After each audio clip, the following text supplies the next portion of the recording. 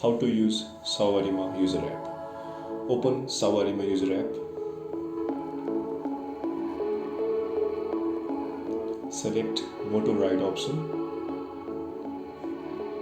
Select your destination on map by clicking on Where to.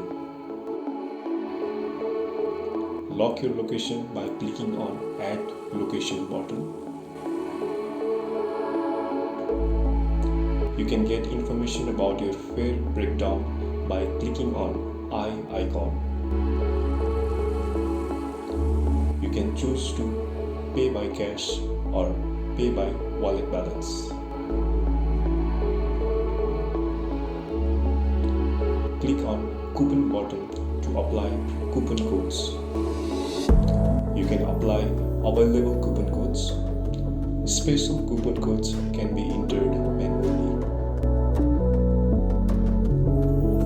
By clicking on Apply, your code should be successfully applied.